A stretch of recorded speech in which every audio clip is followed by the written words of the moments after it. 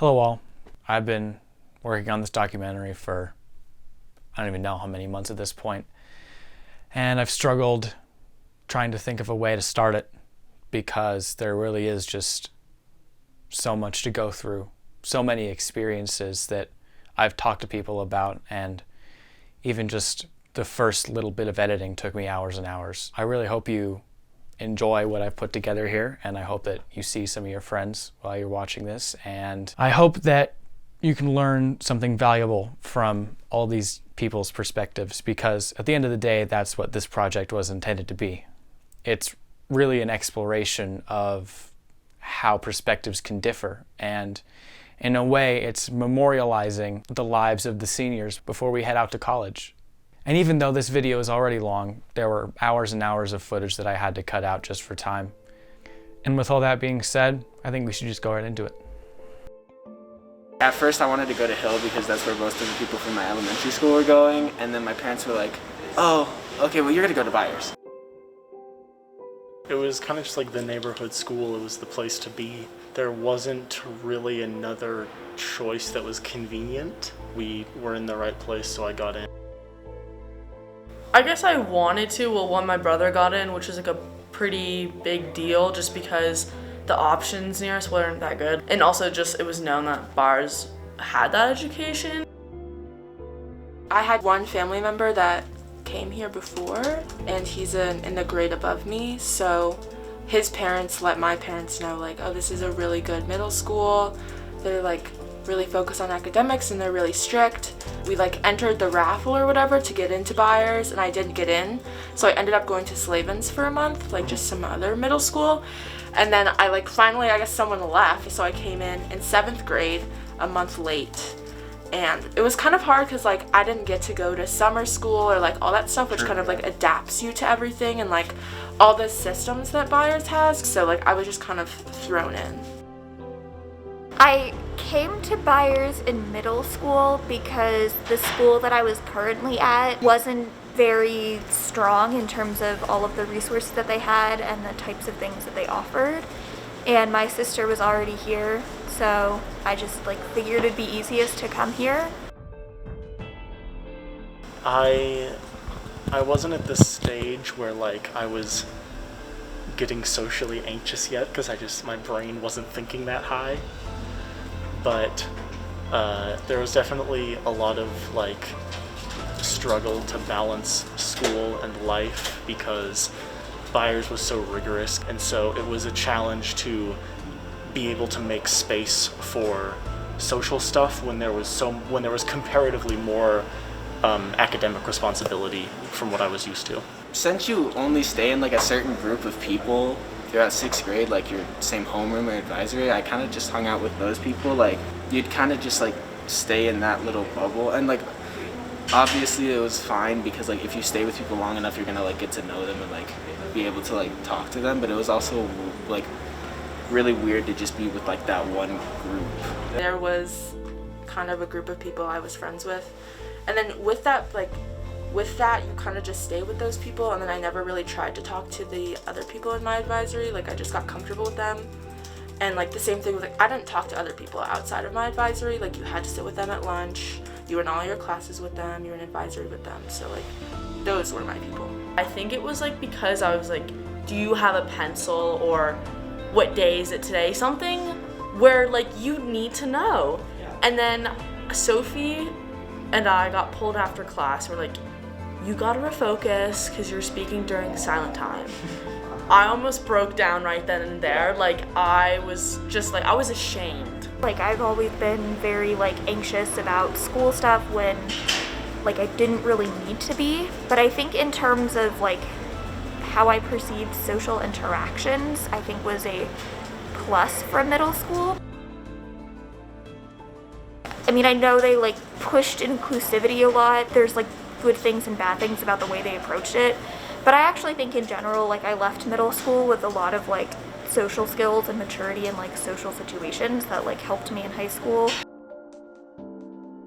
I made friends with kids who were obviously kind of popular. I tried to tell them funny jokes to see if they thought I was funny. But with that, you never know what kind of groups of people you might end up with.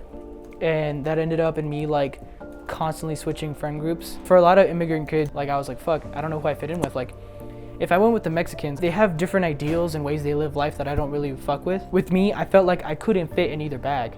That happened a lot with a lot of the people I knew here. Like, you don't simply fit into each of like group. You have to make your fucking own. That's why like you see me with the same 5 friends nowadays, because like I found my people.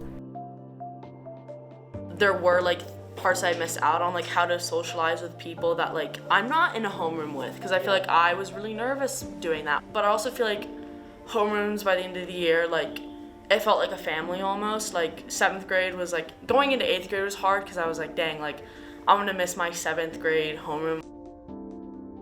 I feel like some kids weren't lucky with that and were in homerooms that like they were stuck with, rather than having like random classes where they might hate one class but love another class that just like at least helps them get through the day. So. I guess like DSST kind of forces you to build relationships with people in your advisory, like through the team builders and the activities they have you do, and because they limit interactions with other students outside of your advisory so much, like if you want to have friends, if you want to get to know people, you have to like become friends with the people in your advisory. And so I think it was like forced kind of, but like through the activities they made us do, I think I did build some pretty genuine relationships. The push for college in 6th grade and like the focus on like test scores, I think probably wasn't super healthy in terms of like my middle school development and like how I learned like time management and stress management skills. I entered into high school with the same goal of I'm going to work hard and I'm going to achieve these things, and I had a very narrowed mindset of what I need to do to achieve them. And 9th grade, like classes were pretty easy and I like didn't really need to put in all that effort to do super well. I was in like 40 billion clubs that I enjoyed, but I like didn't mind it at all. Like I thought like this is good, I'm doing this for college, I'm making friends, I'm having good grades, like this is all good. And then I got to AP Chemistry. Everybody that did AP Chemistry knows how it feels. Other people shouldered it with you, but it was more one of those things where it wasn't like we're all supporting each other, it was like we are all suffering together. And we understand how everyone else feels because we all feel like the same pressure and the same stress. I guess it wasn't that bad. Now looking back on it, like it was a very bonding moment. True. Like literally, I don't think I've ever been so dedicated to a class in my life. Like going home and I mean like going to like the tutorings every day after school and like meeting with other chem kids, talking about it, and then calling Michelle Nadia at like 11 p.m. being like, I can't do this. What is this problem? Like, what are moles? Like, how do I like exchange like oxygen? Like, how do I do this? Like, I hadn't experienced failing in a class to that like level before, which was like very stressful coming from this mindset of like having great grades and knowing that and like thinking that I needed to like ace every single assignment to get those grades.